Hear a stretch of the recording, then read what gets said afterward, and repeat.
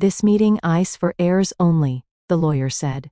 I placed Dad's property's deeds on the table. You mean the ones I already own? Their inheritance just vanished. When Dad died, my stepmother thought she'd finally won. 5 years of no contact, and suddenly I wasn't family enough to attend the will reading. But Dad was always 3 steps ahead. The look on Diana's face when I placed those property deeds on the table? Priceless. This meeting is for heirs only, the lawyer said. I smiled, spreading the documents. You mean the ones I already own? Before I dive into this wild inheritance story, let me know where you're watching from in the comments. If you enjoy family drama and sweet revenge, hit that like button and subscribe for more incredible true stories. Now, let's get into how I turned the tables on my greedy stepfamily. The call came on a rainy Tuesday morning in Singapore. I was in the middle of finalizing a major development deal when my phone lit up with a number I hadn't seen in years. My childhood friend Grace's voice cracked as she delivered the news that would change everything. Maxwell, your father passed away last night. 5 years. That's how long it had been since I'd set foot in Maplewood, the small town where I grew up. 5 years since the explosive argument with my father that sent me packing my bags and boarding a plane to Asia, determined to make my own name in international real estate development. Now I was returning home not as the prodigal son, but as a grieving stranger. As the taxi pulled up to the sprawling Victorian house where I'd spent my childhood, a wave of memories washed over me. The basketball hoop where Dad taught me to shoot, the porch swing where we talk about business plans long into summer evenings, the garden where we buried Mom when I was 10. Everything looked smaller somehow, like my memories had inflated the proportions. Diana's silver Mercedes sat in the driveway alongside 2 other luxury vehicles I didn't recognize. My father had always preferred his old Cadillac, practical, reliable, unpretentious, just like him. I paid the driver and stood at the bottom of the steps, my suitcase feeling heavier than it had at the airport. Before I could reach for the doorbell, the front door swung open. My stepsister Brittany stood there, her face a carefully composed mask of somber politeness that didn't reach her eyes. Maxwell, she said, her voice flat. We weren't sure you'd come. He was my father, I replied simply. She stepped aside to let me in, and I entered the house that no longer felt like home. The foyer had been redecorated in Diana's preferred ultra-modern style, all chrome and glass and uncomfortable-looking furniture. No trace remained of Dad's preference for warm woods and worn leather. Mother's in the living room with Tyler and some guests, Brittany informed me, leading the way without offering to take my bag. Diana sat perched on a white leather sofa, holding court among a group of town locals I vaguely recognized. When she saw me, her perfectly painted face registered shock before quickly rearranging itself into a grieving widow's expression. Maxwell, she said, rising to kiss my cheek. What a surprise. We tried to reach you, of course, but your number had changed. It hadn't. I'm sorry for your loss, I said formally, knowing the dance we were about to perform. When is the funeral? Tomorrow at 2. My stepbrother Tyler interjected, not bothering to get up from his sprawled position in an armchair. We've handled all the arrangements without consulting me. The message was clear. I wasn't needed or wanted here. Your old room is being used for storage now, Diana added, but we can make up the guest room for you.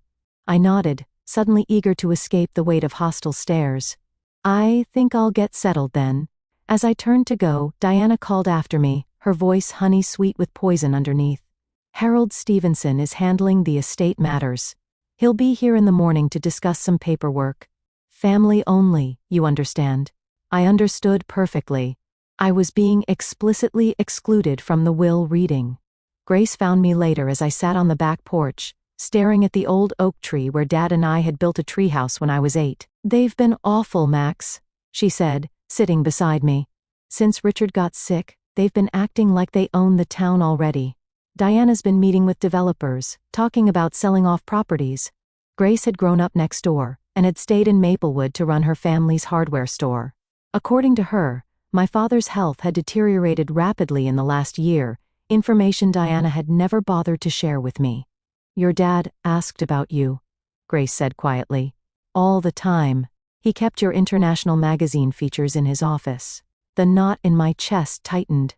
His office is still intact, was Grace corrected. Diana cleared it out last week. Had everything boxed up and moved to storage. She changed the locks on the door. I thanked Grace for coming by and headed back inside, my mind racing. The guest room was exactly what I'd expected, impersonal and cold, with none of my belongings or history. As I unpacked, I heard voices from the hallway.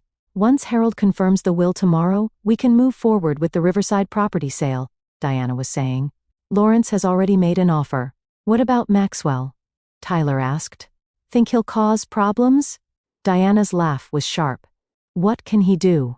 Richard left everything to us. Maxwell made his choice when he abandoned his father.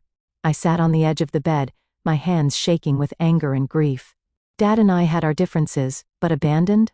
I'd called for months after leaving, only to have Diana tell me he was too busy or not interested in speaking with me. Eventually, I'd stopped trying. That night, unable to sleep, I wandered the house. In the library, I found some of my old books still on the shelves. I pulled down my favorite, The Count of Monte Cristo. Dad had given it to me on my 16th birthday, inscribing it with "To Maxwell. Remember that patience and planning always win in the end." As I flipped through the yellowed pages, an envelope slipped out and fell to the floor. Inside was a letter in my father's distinctive handwriting, dated just 3 months ago. Maxwell, if you're reading this, I'm likely gone. Diana doesn't know about this letter, or the arrangements I've made. There's a safety deposit box at First National, box number 247. The key is taped to the back of the Monte Cristo painting in my office. Whatever you may think of me, know that I always had a plan. Dad. My heart pounding, I made my way to Dad's office. The door was locked, just as Grace had said, but I remembered the loose floorboard in the hallway, where Dad always kept a spare key. Some things never change. Inside, the room had been stripped bare, no papers, no books, no personal items. But the painting still hung on the wall. I carefully removed it, finding the small key exactly where Dad said it would be. Tomorrow I decided I would visit the bank and Harold Stevenson's office. It was time to find out exactly what my father had been planning. Growing up as Richard Harrison's son meant learning about real estate before I could ride a bike. Some fathers taught their kids to throw baseballs. Mine taught me to calculate property values and spot a bad foundation from 100 yards away. After Mom died of cancer when I was 10, it was just Dad and me against the world for 3 years. We were a team. He was grooming me to take over Harrison Properties someday, and I was soaking up every lesson. Then Diana Winters came into our lives. She was beautiful, charming, and seemed to genuinely care about Dad. I was 13 when they married, old enough to be wary but young enough to hope for a new family. Diana had 2 children from her previous marriage, Brittany, who was my age, and Tyler, who was 2 years younger. For a while things were okay. Not great, but okay. Diana made Dad happy, and that was what mattered to me. But slowly, things began to change. My place at the dinner table moved further from Dad. My weekend property tours with him were rescheduled to accommodate Tyler's soccer games, or Brittany's dance recitals. Diana started redecorating the house, erasing traces of my mother room by room. "You need to give them a chance, Maxwell," Dad would say whenever I complained. "They're family now." By the time I was 16, I had effectively been sidelined in my own home. Diana positioned herself as Dad's business confidant, accompanying him to meetings and networking events that I used to attend. Tyler suddenly developed an interest in real estate, and Dad was thrilled. Despite this, Dad and I maintained our connection through the business. Harrison Properties was Dad's life work, a company that owned and managed nearly 30% of the commercial real estate in Maplewood and surrounding areas. What had started as a single apartment building purchase when my parents first married had grown into an empire worth millions. "Property is permanence, Maxwell," Dad often said. "Money comes and goes, but land and buildings, they're tangible. They last." I took those words to heart, studying business and real estate in college while working summers at Harrison Properties. I learned every aspect of the business, from maintenance to management to development. By the time I graduated, I was ready to step into a leadership role. That's when everything fell apart. Dad had been planning a major development, a mixed-use riverfront project that would revitalize Maplewood's downtown. We had spent months on the plans together. But when I returned from a trip researching similar developments in other cities, I discovered that significant changes had been made without my input. Diana and I thought a more upscale approach would yield better returns, Dad explained when I confronted him. The luxury condos will sell better than the mixed-income housing you proposed. That wasn't the vision, I argued. We talked about creating something that would benefit the whole town, not just the wealthy. Sometimes you have to be practical, son, he said. Diana has excellent instincts for these things. The argument escalated. 5 years of resentment poured out as I accused him of choosing his new family over me, of abandoning our shared values for Diana's materialistic vision. He accused me of being inflexible and idealistic. Maybe you're not ready for this level of responsibility, he finally said. Perhaps you should take some time to mature before joining the company leadership. That was the last straw. I packed my bags that night and caught a flight to Singapore, where a college friend had offered me a position in his developing firm. I vowed to prove I could succeed on my own terms, and I did. Over the next 5 years, I built a reputation for innovative, community-minded development projects across Southeast Asia. My work was featured in international business magazines. I won awards for sustainable design. I made more money than I could spend, but the rift with my father remained unhealed. Monthly calls dwindled to holiday greetings, then to nothing. I told myself, he knew how to reach me if he wanted to. According to what Grace had told me upon my return, he had tried, but Diana had intercepted his attempts. The morning after my arrival in Maplewood, I headed to First National Bank as soon as it opened. The safety deposit box contained exactly what I'd hoped: a folder of legal documents, property deeds, and a USB drive. I found a quiet coffee shop and plugged the drive into my laptop. It contained a video file dated 6 months ago. Dad appeared on screen, looking thin and pale, so different from the robust man I remembered. "Maxwell," he began. "If you're watching this, then you've found my letter and I'm gone. First, I need to apologize. I let Diana come between us, and that's my greatest regret. But I want you to know, I never stopped planning for your future." He explained that over the past 3 years, he had been quietly transferring ownership of key Harrison Properties assets directly to me. The Riverside development lands, the downtown commercial block, the apartment complexes on Maple Street, all had been legally signed over to me through a series of trusts and transfers designed to minimize tax implications. "Diana doesn't know," he continued. "After your argument, I realized she had more influence over me than was healthy. I saw how she was positioning Tyler to take over, despite his lack of experience or genuine interest. I couldn't let everything I built, everything I wanted for you, be squandered." My father had been diagnosed with pancreatic cancer 2 years ago.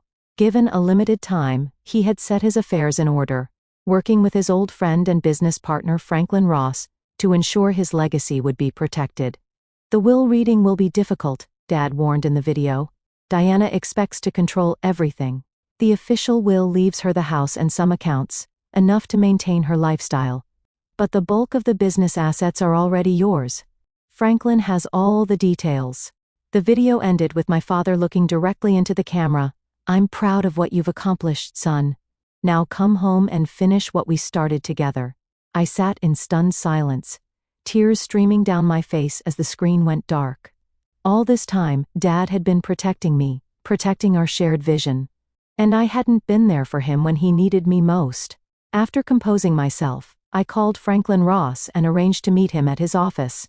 The gruff, older man had been my father's friend since college, and had always treated me kindly. When I arrived, he greeted me with a bear hug. "About time you showed up," he said. "Your dad was worried you wouldn't come back even after he was gone?" Franklin confirmed everything in the video. Dad had legally transferred ownership of the most valuable Harrison properties to me through a variety of means, some as gifts, others through sales at nominal prices, all perfectly legal and binding. "Diana's going to be furious," Franklin warned. "She's been making plans based on controlling those assets. She's already in talks with Lawrence Blackwood about selling the Riverside property." Lawrence Blackwood was Dad's longtime business rival, a developer known for cheaply built, overpriced properties. The thought of his hands on my father's carefully assembled portfolio made my blood boil. "What about the will reading?" I asked. Franklin's expression darkened. "Harold Stevenson has been Diana's puppet for years. Your dad kept him as the family attorney to avoid suspicion, but he didn't trust him with the real plan. Harold scheduled the reading for this afternoon, and Diana's made it clear you're not welcome. I fingered the property deeds in my briefcase. Oh, I think I'll attend anyway. Franklin's smile was wolfish. Richard would have loved this. He always said you had his flair for the dramatic moment. As I left his office, I felt my father's presence more strongly than I had since returning to Maplewood. He had entrusted me with his legacy, and I wouldn't let him down. Diana and her children were about to learn that they had underestimated both Harrison men. Margaret Wilson had been my father's executive assistant for 20 years. She knew everything about Harrison Properties, and everyone in Maplewood.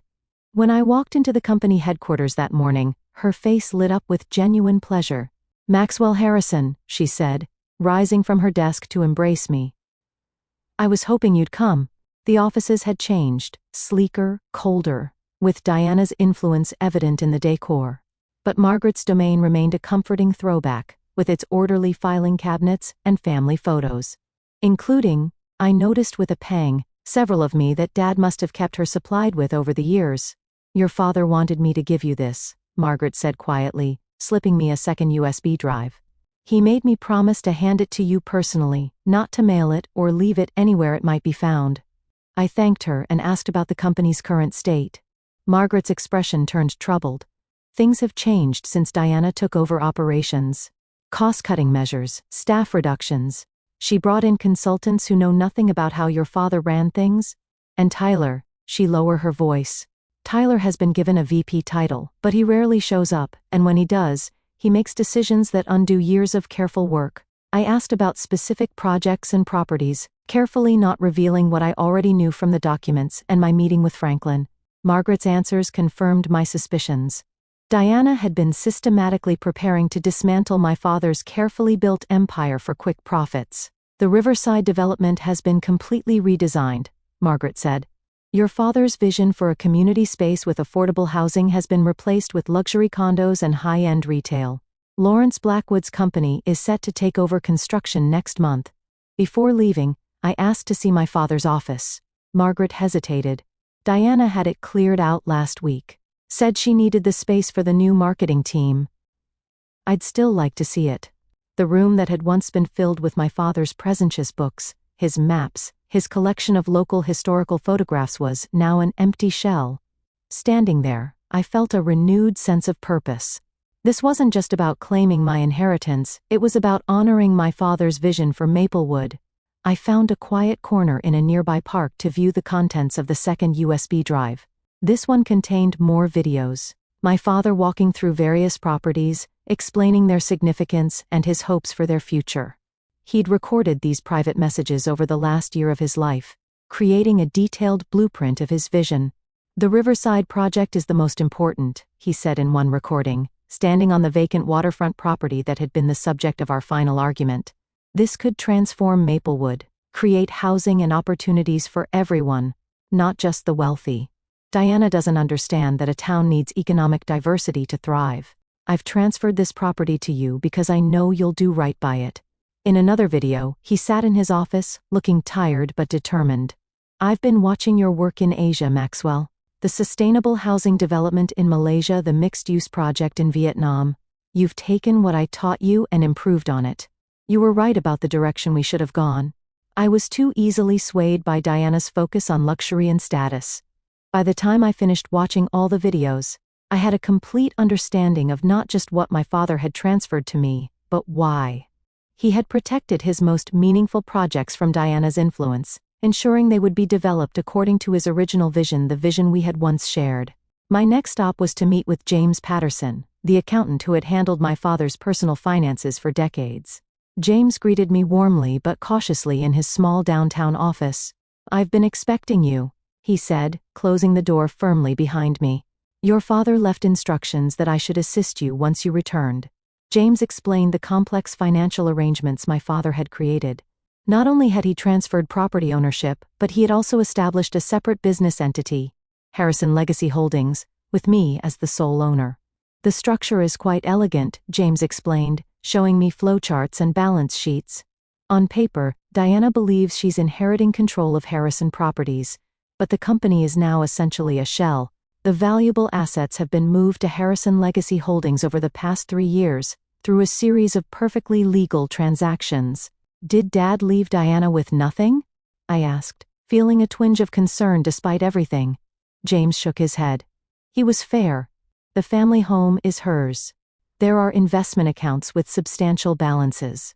She'll receive ongoing income from some of the commercial properties. She won't be destitute by any means, just not in control of the empire she thought she was getting. I spent the rest of the morning reviewing documents and making calls to verify my legal standing.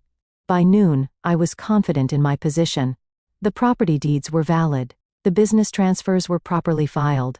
My father had methodically ensured that his wishes would be carried out, regardless of what his official will might say. As I prepared for the will reading scheduled for 2 p.m., I felt both nervous and resolute. Diana and her children had spent years pushing me out of my father's life, thinking they had secured their future by doing so. They had no idea what was coming. I dressed carefully in my best suit, charcoal gray, with a subtle blue tie that had been a gift from my father years ago. In my briefcase, I organized the key documents I might need: property deeds, business registration papers, transfer records, evidence of my father's true intentions. Before heading to Harold Stevenson's law office, I made one last call to Grace. She had been my closest confidant since my return, and I valued her insight into how to handle the confrontation ahead. "Diana's been telling everyone you abandon your father and don't deserve anything," Grace warned me. "She's been playing the devoted wife role to perfection. Be prepared for theatrics." "I'm not looking to humiliate her," I said. "I just want to honor Dad's wishes." Grace's silence spoke volumes. "Okay," I amended. "Maybe I want to humiliate her a little." Grace laughed. "She deserves it. Your dad wasn't happy these last few years, Max. He missed you. Whatever happens today, remember that he wanted you to come home and take your rightful place." With those words bolstering my courage, I headed to Harold Stevenson's office, ready to face the family that had tried to erase me from my father's legacy. Harold Stevenson's law office occupied the entire top floor of one of Maplewood's few high-rise buildings, a modest 4-story structure in the center of town. My father had actually owned the building, though I wondered if Harold knew that ownership had transferred to me 6 months ago. I arrived 5 minutes before the scheduled time, taking a moment in the lobby to center myself. This confrontation had been years in the making, though neither Diana nor her children realized it yet. The receptionist looked startled when I gave my name. "Oh, Mr. Harrison." "Let me check with Mr. Stevenson." She disappeared down the hallway, returning moments later with a flustered-looking Harold. Harold Stevenson had been my father's attorney for 20 years. He'd drafted my first will when I turned 18, had handled the paperwork when I bought my first investment property at 21. Yet now he regarded me like a stranger. Worse, an intruder. "Maxwell," he said, not extending his hand. "This is unexpected. Today's meeting is just a small family gathering to discuss preliminary matters." "I'm family," I replied simply, my father's only blood relative, in fact. Harold's discomfort was palpable. "Diana felt it would be best if, given your estrangement, perhaps we could arrange a separate meeting to discuss any concerns you might have." "I'll join today's meeting," I said firmly. "Shall we?" Without waiting for response, I walked past him toward the conference room where I could hear voices. Harold hurried after me, nearly tripping in his haste. When I pushed open the door, the conversation inside abruptly ceased. Diana sat at the head of the table, where my father would have sat, dressed in elegant black that complemented her ash-blonde hair. Brittany and Tyler flanked her like courtiers. A few other people were present: Dad's banker, a cousin of Diana's who had never liked me, and a man I recognized as Lawrence Blackwood's attorney. Diana recovered first. "Maxwell, this is a surprise." Her tone suggested it was not a pleasant one. "I came to hear my father's will," I said, taking a seat directly opposite her. Harold hovered uncertainly at the door. "Diana, I wasn't aware Maxwell would be joining us." Diana's perfectly made-up face hardened. "This meeting is for heirs only," she said coldly. "Maxwell removed himself from this family years ago." I said nothing, simply opening my briefcase and removing a folder of documents. "I think we should begin," Harold said, taking his seat and arranging his papers. "We're here for the reading of Richard Harrison's last will and testament." As Harold began reading the formal legal preamble, I studied the faces around the table.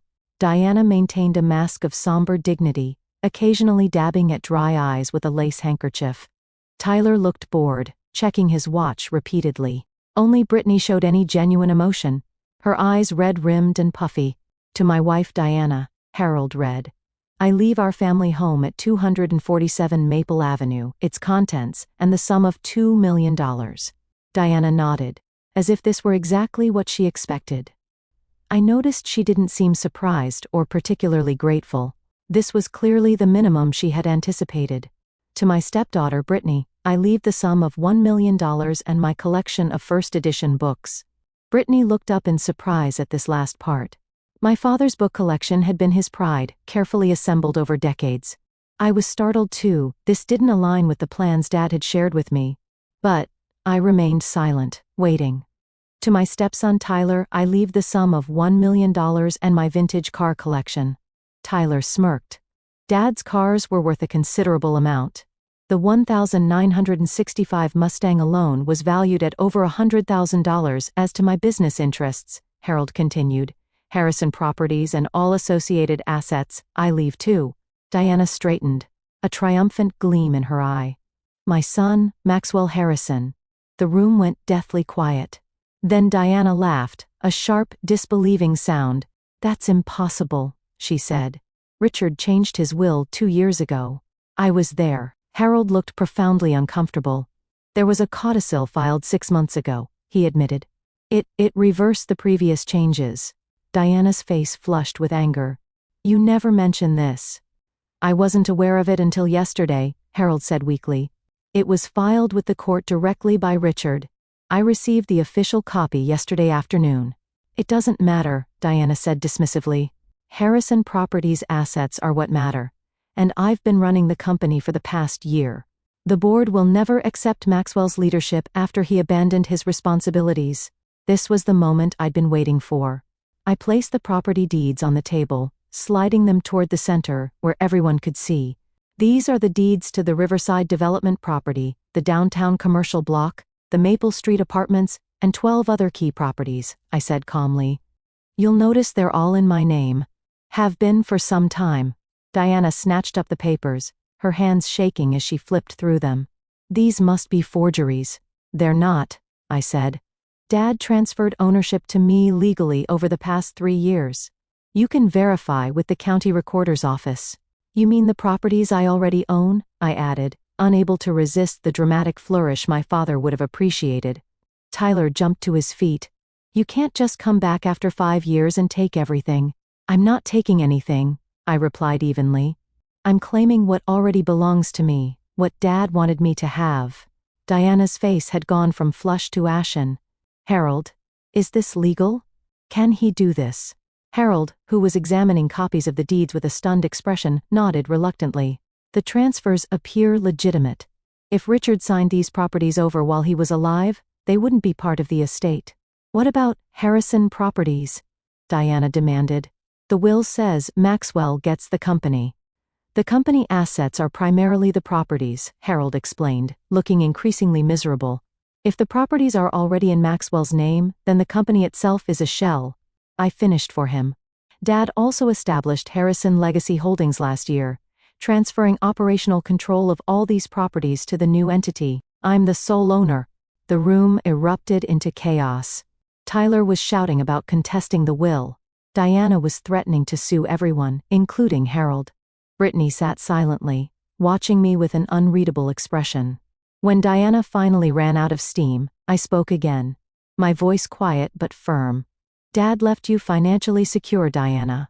The house, investments, some income properties. He wasn't vindictive. But he built Harrison Properties from nothing, and he wanted its legacy protected. He knew you planned to sell it off piece by piece. You have no right, Diana hissed. I was his wife. I took care of him while you were off playing developer in Asia. I wanted to come back, I said. I called for months after I left. You told me he didn't want to speak to me. A flicker of guilt crossed Diana's face before she masked it. He was disappointed in you. Then why did he leave me everything that mattered to him? I challenged. Why did he spend the last years of his life creating an elaborate plan to ensure I would carry on his work? Brittany spoke for the first time. Is it true? Did Mom keep you from talking to Dad? Before Diana could interrupt, I nodded. According to his videos and letters, yes. He tried to reach me multiple times. Videos? Diana's voice rose in panic. What videos? I patted my briefcase. Dad was thorough. He documented everything, his decisions, his reasons, his hopes for the future of the business and Maplewood. He knew exactly what you were planning, Diana. The deal with Lawrence Blackwood, the luxury condos on the riverside, all of it. Harold cleared his throat. Perhaps we should adjourn for today. This is a lot to process, and there may be legal questions that need resolving. I agree, I said, rising and gathering my documents. My attorneys will be in touch regarding the transition of operational control for the properties. In the meantime, I'd appreciate it if no further business decisions are made without my approval. As I turned to leave, Diana called after me, her voice laced with venom. This isn't over, Maxwell. Your father wasn't in his right mind toward the end. We'll contest everything. I paused at the door. You're welcome to try. But Dad didn't just leave me property and a company, Diana. He left me the truth. Are you sure you want that made public? The threat hung in the air as I walked out, my heart pounding but, my step lighter than it had been in years. I had honored my father's wishes. Now came the hard part, rebuilding what Diana had tried to dismantle, and fulfilling the vision my father and I had once shared. The morning after the while reading, Maplewood was buzzing with gossip. In a small town like ours, news traveled faster than the internet. By the time I stopped at Bernard's Bakery for coffee, I'd received a dozen curious stares, and several congratulatory nods from old-timers who'd known my father for decades. Your dad would be mighty pleased, said Bernard himself, as he handed me a cinnamon roll on the house. Diana had folks worried about what would happen to the town if she sold everything to outsiders. I thanked him, and took a seat by the window, watching the familiar rhythm of Main Street. Maplewood had changed less than I had in 5 years. The same shops lined the street, the same courthouse stood at the end of the square, the same sense of community persisted despite Diana's best efforts to remake it in her image. Grace joined me, sliding into the seat across from mine without invitation. You're the talk of the town, she said, stealing a piece of my cinnamon roll. Diana's telling anyone who'll listen that you manipulated your father in his final days, and that she'll see you in court. Let her try, I replied. Dad documented everything. He was of sound mind and body when he made these arrangements. Grace's expression turned serious. Be careful. Max Diana has a lot of influential friends, and Lawrence Blackwood is furious about losing the Riverside deal. I was saved from responding by the arrival of Franklin Ross, who pulled up a chair without asking. Morning, kids, he said, though Grace and I were both in our 30s. Quite a show yesterday from what I hear.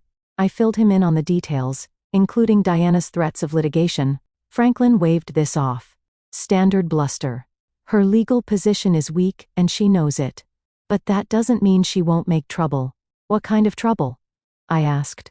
The community kind, Franklin replied. Diana spent the last 5 years building social capital in this town. Charity boards, business associations, the works. She's convinced a lot of people that her vision for Maplewood's development is the right one. Selling everything to Lawrence Blackwood is hardly a vision, I countered. People don't know that part, Grace pointed out. They just see the glossy renderings of riverfront dining and luxury boutiques. They don't understand what it would mean for housing prices or the character of the town. I spent the rest of the day meeting with key employees at Harrison Properties, reassuring them about their jobs and my intentions for the company. Most seemed relieved. Diana's management style had apparently involved a lot of threatening to fire people, but a few who had aligned themselves with her were noticeably cold. Margaret had organized the files I needed to review, giving me a comprehensive picture of the company's current state. It wasn't pretty. Cash reserves had been depleted. Maintenance on properties had been deferred. Several valuable parcels of land had been prepared for quick sales at below market rates. She was stripping the company for parts, Margaret said bluntly. If you hadn't come back when you did, the implications were clear. A few more months, and Diana might have done irreparable damage to my father's legacy. That evening, I returned to the house, Diana's house now legally, though I was still staying in the guest room until I found more permanent accommodations. The atmosphere was glacial. Diana had retreated to the master suite, emerging only to glare at me when our paths crossed in the hallway. Tyler was openly hostile, slamming doors and muttering threats under his breath. But it was Brittany who surprised me, knocking tentatively on my door after dinner. "Can we talk?" she asked, looking uncomfortable but determined. I invited her in, curious about what she wanted. Brittany and I had never been close. She had followed her mother's lead in freezing me out of family activities from the beginning, but we had never been outright enemies either. She perched awkwardly on the edge of a chair. "I wanted to apologize," she said after a moment of silence, "for how things went with Dad with Richard." I raised an eyebrow at her use of his name rather than Dad. "He was always your dad more than ours," she acknowledged. Tyler pretended to be interested in the business, but it was all an act. He just wanted the money and status. "And you?" I asked. Brittany sighed. "I just wanted a family. When Mom married Richard, I thought we'd all become one big happy unit. But she was always pushing, positioning Tyler and excluding you. It made me uncomfortable, but I didn't know how to stop it." Her confession seemed genuine, but I remained wary. "Why are you telling me this now?" "Because I found something," she said, pulling a small notebook from her pocket. After the will reading, I was curious about what Dad, Richard, was really thinking. So I went through some of his things that Mom had packed away. She handed me the notebook. It was my father's journal from the past year, filled with his thoughts about the business, his illness and his family, including his regrets about our estrangement and his growing concerns about Diana's influence. "He wasn't happy," Brittany said quietly. "He missed you. And he was starting to see through Mom's manipulations." I flipped through the pages, recognizing my father's handwriting and his characteristic blunt assessments. There were detailed notes about Diana's meetings with Lawrence Blackwood, her efforts to isolate Richard from old friends, her pressure to change his will. "Does your mother know you have this?" I asked. Brittany shook her head. "She'd be furious. But I thought you should have it. It confirms what you said about Dad wanting you to come home and take over." I studied her face, looking for signs of deception. "Why show me this?" "You're basically giving me ammunition against your mother." "Because it's the right thing to do," she said simply. "And because I want to stay in Maplewood. I love this town. I don't want to see it destroyed by Mom's schemes or by a family war." Before I could respond, shouting erupted from downstairs. We hurried down to find Tyler and Diana in a heated argument with an unfamiliar woman who bore a striking resemblance to my father. "You have no right to be here," Diana was saying, her voice shrill. "Richard never acknowledged you." The woman noticed me on the stairs, and her expression changed. "You must be Maxwell," she said. "I'm Alice. Alice Thornton. Richard was my father too. The half-sister I never knew existed. Another bombshell and a week full of them." "That's a lie," Diana snapped. "Some desperate ploy for money." Alice shook her head. "I don't want money. Richard and I had a relationship for years, private at my request. I just came to pay my respects and meet my brother." She extended a hand toward me, her eyes, so like my father's, cautious but hopeful. I took it, feeling another piece of the puzzle that was Richard Harrison's life fall into place. "It seems we have a lot to talk about." Diana made a sound of disgust. "I won't stand here and watch this farce. Come on, Tyler." She stormed out, Tyler trailing behind her. Brittany hesitated, then quietly slipped away, leaving me alone with a sister I never knew I had. Alice smiled tentatively. "This isn't how I imagined our first meeting." "Nothing about this week has gone as imagined," I replied with a rueful laugh. "But I'd like to hear about you and your relationship with Dad, if you're willing to share." We moved to the living room, and Alice began telling me about her mother's brief relationship with my father before he met my mother, how she had discovered her paternity as an adult, and how Dad had welcomed her into his life, quietly, respecting her wishes for privacy. "He talked about you all the time," she said. "He was so proud of what you were accomplishing in Asia, even while he missed you terribly." As Alice spoke, I felt both grief and gratitude washing over me, grief for the years lost of my father, and gratitude that he had found ways to protect his legacy despite Diana's interference. The road ahead would be challenging, with Diana's threatened lawsuits and the community divisions Franklin had warned about, But I was more determined than ever to honor my father's vision for Harrison Properties and for Maplewood itself. Later that night, as I pored over company documents in the guest room, my phone buzzed with a text from an unknown number. It was Lawrence Blackwood. "We need to talk. This isn't over." I stared at the message, understanding that the battle for my father's legacy and Maplewood's future was just beginning. The weeks following the will reading were a whirlwind of activity. I officially took control of Harrison Properties, working with Margaret to assess the damage Diana had done and develop a recovery plan. The employees largely rallied around me, relieved to have clear leadership again after months of Diana's chaotic management. "Your father would be proud," Margaret told me as we reviewed the updated business plan. "This is exactly the steady hand the company needs." Not everyone was pleased with my return. Several board members who had aligned themselves with Diana resigned in protest. Lawrence Blackwood launched a public relations campaign suggesting that an absentee heir couldn't possibly understand Maplewood's needs the way his development company could. The most surprising development came from Diana herself. After weeks of threats and posturing, she unexpectedly requested a meeting at her attorney's office. "Be careful," Franklin warned when I told him about it. "Diana doesn't make conciliatory gestures unless she has an angle." I agreed to meet her, curious about what she could possibly offer that would interest me. Grace insisted on accompanying me as moral support, waiting in the lobby while I faced Diana and her attorney. Diana looked immaculate as always, but there was a brittleness to her perfect appearance that hadn't been there before. The stress of the past month had taken a toll. "I want to propose a settlement," she said without preamble, "to avoid costly litigation and public spectacle."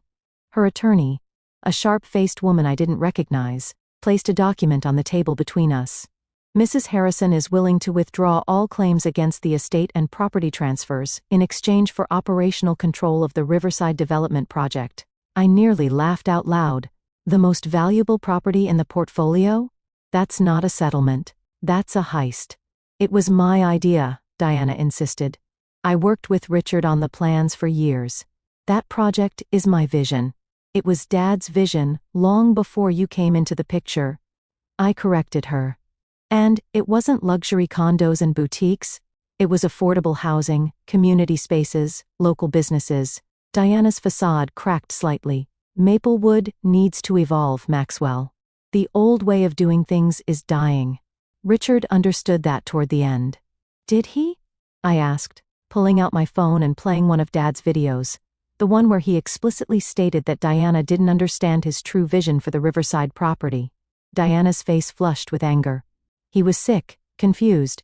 He was clear-minded enough to legally transfer his most important assets to me," I pointed out, "and to document why he was doing it." The meeting ended at an impasse, with Diana storming out and her attorney promising further legal action. But as the weeks passed, no lawsuit materialized.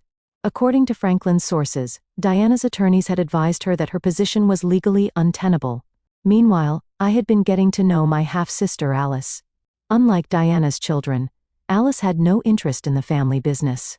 She was a professor of environmental science at a university in Colorado, passionate about conservation and sustainability. Our conversations gave me ideas for incorporating green spaces and sustainable design into the Riverside development. "Dad would have loved that," Alice said when I shared my updated vision for the project. "He was always interested in environmental initiatives, but Diana discouraged them as too costly." Brittany had become an unexpected ally in navigating the transition. She had distanced herself from Diana's machinations, moving into an apartment downtown and offering insights into her mother's business dealings that proved invaluable. "Mom's been liquidating her personal assets," she informed me during one of our regular coffee meetings. "Selling jewelry, art, even some of her designer furniture. I think she's planning to leave Maplewood." Tyler remained hostile, but increasingly isolated. His friends in town had begun to distance themselves as rumors of his involvement in some of Diana's more questionable business decisions circulated. The real breakthrough came during a town council meeting where I presented my revised plans for the Riverside development.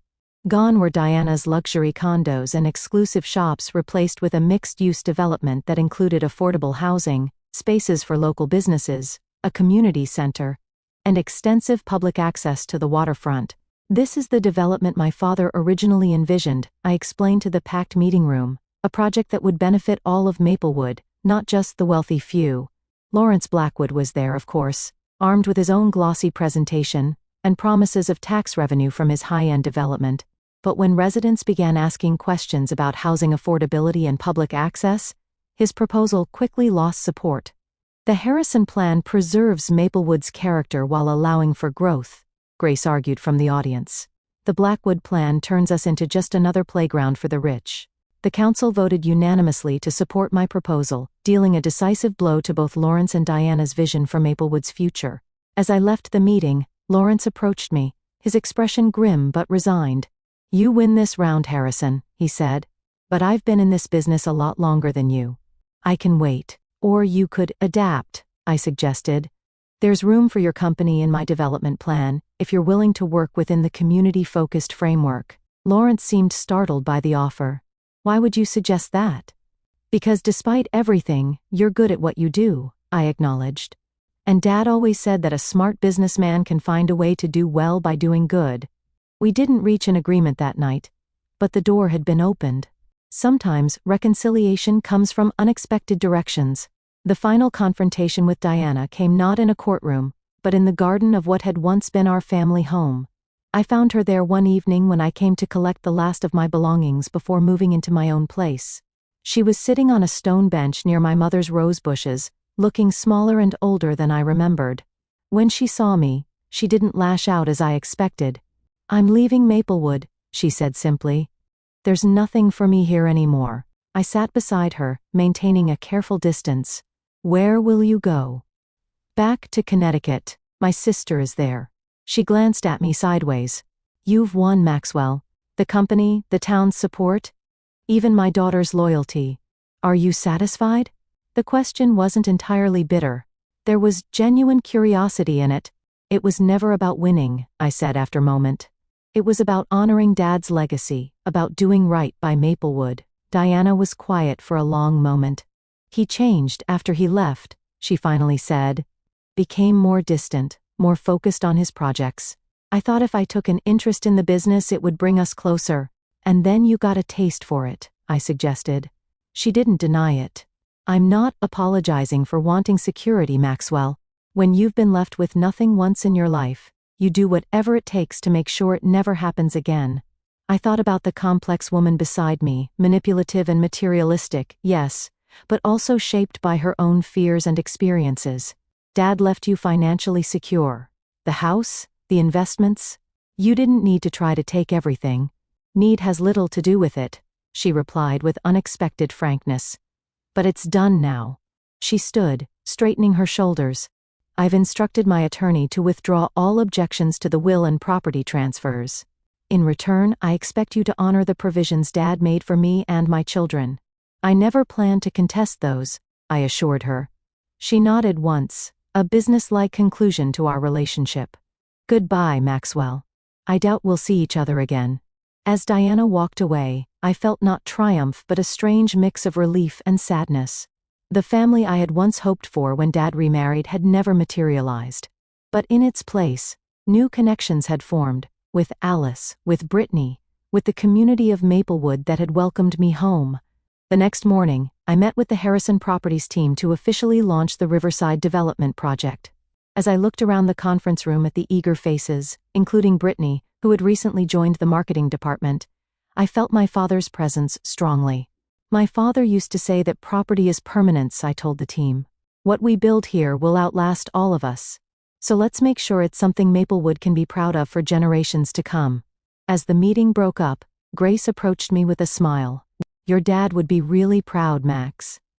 I nodded, feeling at peace for the first time since returning to Maplewood. "I think he would. And I think this is just the beginning." 1 year after my return to Maplewood, I stood on the newly constructed observation deck overlooking the Riverside development. What had once been vacant land was now a bustling construction site, with the first phase of buildings already taking shape. Mixed-income housing units flanked a central green space, while the foundations for the community center and local business incubator were being laid closer to the water.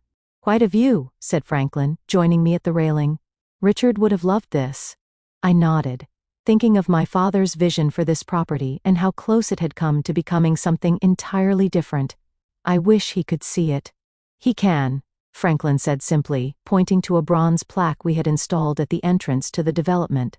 Richard Harrison Memorial Park would be the centerpiece of the project, ensuring that my father's contribution to Maplewood would be remembered. The past year had been transformative, both for Harrison Properties and for me personally. Taking control of my father's company had forced me to put down roots in a way I'd avoided for years, to engage with the community not just as a developer but as a citizen with a stake in its future. The scholarship committee approved all 15 applications, Alice informed me, consulting her tablet as she approached. My half-sister had moved to Maplewood 6 months ago to help establish the Richard Harrison Foundation, which provided educational opportunities for local students interested in sustainable development and community planning. Perfect, I replied. And the internship program? Launches next month. We've got partnerships with 3 colleges already. Alice had become an integral part of my life, bridging the gap between my past and present. Through her, I learned stories about our father I'd never known. His quiet environmental activism, his anonymous support for students who couldn't afford college, his mentorship of young entrepreneurs. He never wanted recognition, Alice explained once. He just wanted to make things better. In that spirit, I had redirected Harrison Properties toward development that balanced profit with community benefit. It wasn't always easy. Lawrence Blackwood and his allies on the Business Council frequently opposed our more progressive initiatives, but we were making progress. Surprisingly, it was Brittany who often helped navigate these political waters. Having grown up watching Diana charm and manipulate her way through Maplewood society, Brittany had developed a keen understanding of the town's social dynamics. Lawrence is planning to speak against the affordable housing expansion at next week's council meeting, she warned me, as we walked back to the office. He's been lobbying council members behind the scenes. Any suggestions? I asked, having learned to value her strategic thinking. Brittany smiled. I've already arranged for residents from the first phase to attend and share their stories. Lawrence can argue with us, but he can't argue with families who now have stable housing because of the development. Back at Harrison Properties headquarters, I found Margaret waiting with a stack of documents requiring my signature. Among them was the final paperwork, severing Diana's remaining connections to the company. She had agreed to sell her minority shares in exchange for a lump sum payment. Have you heard from her? Margaret asked as I signed the forms. Not directly, I admitted. Brittany says she's remarried and living in Greenwich. Apparently, she's joined the board of an art museum and is busy reinventing herself as a philanthropist. I harbored no ill will toward Diana anymore. She had acted according to her nature, just as my father had ultimately acted according to his, by ensuring his legacy would be protected. The Richard Harrison I had come to know through his videos, journals, and the stories others shared was more complex than the father I thought I knew, more strategic, more far-sighted, more forgiving of human weakness. You've got dinner with Grace at 7, Margaret reminded me as I handed back the signed documents. And don't forget, the Historical Society wants an answer about the old mill property by tomorrow. I thanked her and headed to my office, my father's old office, which I'd restored to something resembling its former state with the addition of my own touches. The Monte Cristo painting hung in its original place, though the hidden key was long gone. Photographs lined the shelves, not just of me and Dad, but now including Alice, Brittany, Grace, and other important people in my life. The most meaningful addition was a simple framed note that had been among my father's personal effects. Property is permanence, but legacy is in people, R.H. I'd made peace with Tyler as well, in a manner of speaking. After several months of hostility, he had finally approached me with a business proposition. He wanted to open a high-end restaurant in one of the Harrison Properties buildings downtown. Against Margaret's advice, I had agreed, offering favorable lease terms. He'll mess it up, Margaret predicted darkly. He has no work ethic. But surprisingly, Tyler's restaurant had become a success. He had found his passion in the culinary world, something Diana had apparently always discouraged as beneath their social status. While we would never be close, we had reached a civil understanding. As the sun began to set over the river, I made a final call to check on the status of the memorial scholarship named for my mother. This had been one of my first initiatives upon taking control of the company, creating a fund for young women pursuing careers in architecture, my mother's unfulfilled dream. The first recipients graduate next spring, the program administrator informed me. They're already asking about internship opportunities with Harrison Properties. After hanging up, I took a moment to reflect on how far I'd come since that rainy day in Singapore when I'd received the news of my father's death. I had returned to Maplewood angry and hurt, focused on claiming what was rightfully mine. Somewhere along the way, that mission had transformed into something larger, honoring not just my inheritance, but the responsibility that came with it. The confrontation at the will reading, my dramatic moment of placing the property deeds on the table, now seemed like a lifetime ago. It had been satisfying, yes, but the real satisfaction came from what followed. The relationships rebuilt, the community strengthened, the legacy secured. Grace was waiting for me at our favorite restaurant, her smile warming as I approached. Our friendship had deepened over the past year, gradually evolving into something more. She had been my anchor through the tumultuous transition, my guide to the Maplewood that had evolved during my absence, and, eventually, my partner in both business and life. "The Riverside lookout is spectacular," I told her as we settled at our table. "You should see the sunset from up there." "Show me after dinner?" she suggested. I nodded, already planning to bring champagne. The ring I'd purchased last week was burning a hole in my pocket, waiting for the perfect moment. As we enjoyed our meal, I found myself thinking about the journey that had brought me here. The inheritance I had fought for had turned out to be so much more than property deeds and business assets. It was a chance to reconcile with my past, to forge new connections, to build something meaningful on the foundation my father had created. The real estate deeds I had dramatically presented at the will reading had been important. Yes, they had given me legal control of my father's legacy. But the true inheritance was the vision and values he had instilled in me, the lessons about community and responsibility that had shaped my approach to development even during our years apart. Diana had never understood that. She had seen the properties as assets to be leveraged, the business as a source of wealth and status. She had missed the deeper purpose that had driven my father throughout his life. As Grace and I walked along the riverfront after dinner, hand in hand in the gathering twilight, I felt a profound sense of gratitude. For my father's foresight, for the second chance at belonging in Maplewood, for the opportunity to build something that would outlast me. "What are you thinking about?" Grace asked, noticing my contemplative mood. "Legacy," I replied. "What we leave behind. How we're remembered." She squeezed my hand. "Your dad would be proud of what you've done here, what you're still doing." I nodded, thinking of the complex, imperfect, ultimately loving father I had come to know better in death than I sometimes had in life. He had made mistakes, we all did. But in the end, he had done his best to protect what mattered most. As we reached the observation deck overlooking the project that would define Maplewood's future, I knew it was time. The ring box felt heavy in my pocket, but my heart was light. Whatever came next, I was exactly where I was meant to be, building on my father's legacy while creating my own. What about you? Have you ever had to stand up for what was rightfully yours against people who tried to take advantage? Or have you experienced a moment where you had to choose between justice and reconciliation? I'd love to hear your stories in the comments below. Don't forget to like this video if you enjoyed this story of inheritance drama and family redemption. And subscribe for more true stories that will make you think about legacy, family, and what truly matters in life. Thank you for watching, and remember, sometimes the most valuable inheritance isn't property or money, but the values and vision passed down through generations.